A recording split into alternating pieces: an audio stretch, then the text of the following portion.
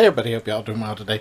This is going to be a supersized Walking Dead review because it's the review of the season finale of Walking Dead for season 8 and the season 4 premiere of Fear the Walking Dead. No sense making two videos when you're lazy like I am. Anyway, the season finale. The title of the episode was named Wrath. So without further ado, let's get to moving.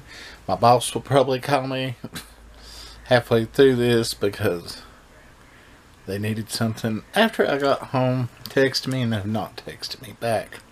I thought it was a little too sappy with Rick and the little kid that supposedly Carl at the first, but you know, it didn't last too long. I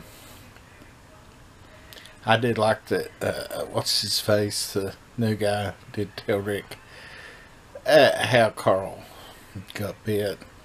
That was sappy, but at least that was moving the story along. I really enjoyed oh damn it, what is his name? The King, Ezekiel's Jerry, yeah. I enjoyed Jerry's levity while he was talking to the King. Morgan, it's good he got out of there because he's cleared crazy again, and you just can't have that kind of Morgan around people. There's spots where I thought this could have been better, but all in all, and I know it's bad to say this this early in the review, but all in all, not too bad. They really had me going with the Eugene storyline because Eugene's still in the comics, and having him be turncoat this long, you start thinking, well, have they fucked up somebody that, while he is a coward, he is a decent character in the comics. He actually mans up eventually in the comics, at least to a certain extent. Yeah.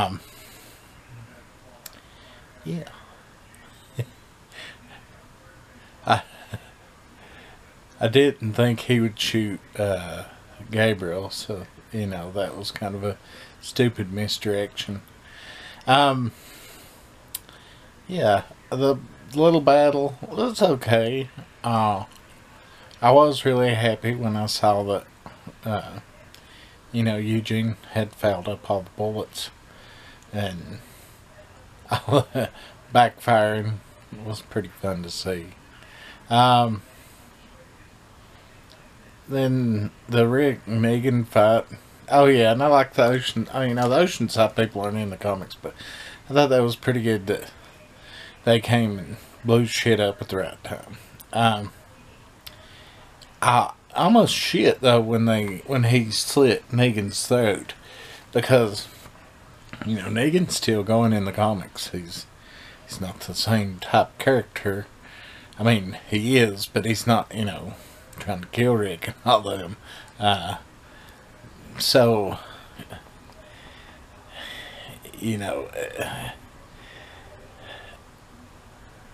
it was shocking. And I mean, it takes a lot to shock people. And it takes a lot to shock fans of the show because they've shocked us in so many ways. But, I'm glad he saved him. And, Maggie gets mad at Rick for doing several things in the comics, so we'll see where that goes next year. I think that's more of a misdirection than it is anything. I do wonder what will happen to Dwight if he comes back and Daryl sees him, because Daryl is sort of the Dwight in the Dwight in the comics is pretty much, in a lot of ways, Daryl. I like how Morgan kind of separated himself already, and And everybody, they did really well this season at tying up loose ends, which they don't always do that well. That is kind of badass that Michonne was choking Negan there, but yeah. I wish they, next season or the season after, they have to get the Whisperers in there, and I wish they had teased something like that. But all in all, considering some of their season finales are so terrible, that I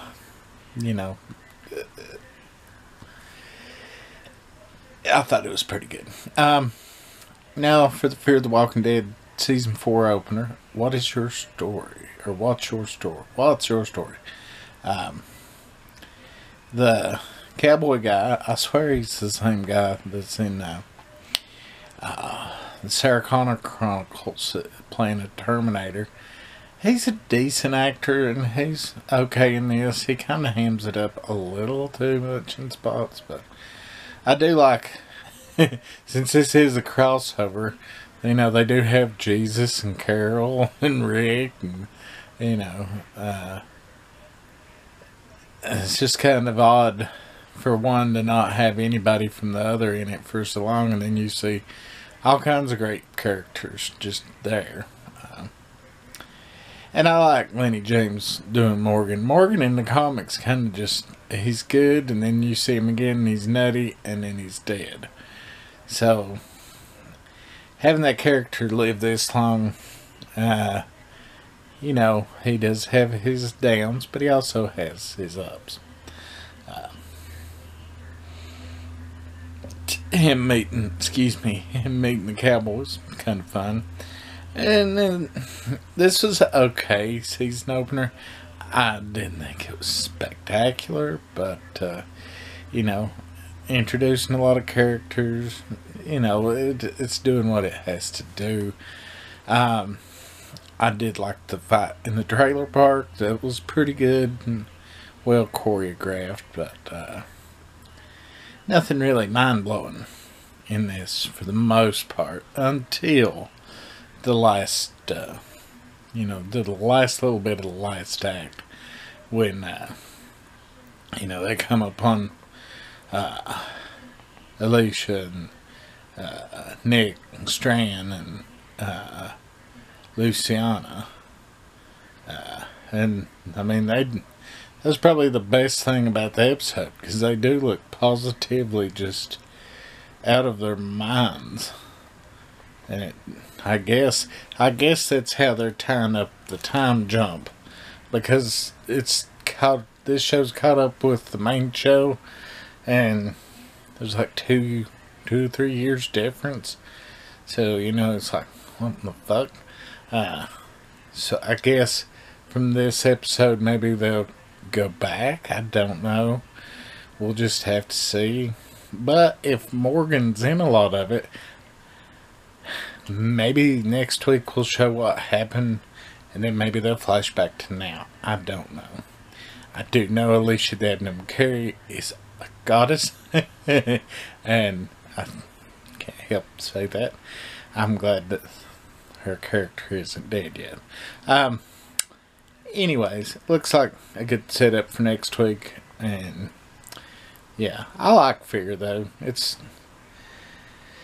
Some people just never got it, and I enjoy it. And a lot of times, it's more consistent than The Walking Dead. So, even if it's not as exciting, sometimes you get more out of it. At least I do. Anyways, thank y'all for watching The Walking Dead reviews. And, of course, I'll be doing the Fear reviews while Fear's on. So, we'll see you next week for another Fear review.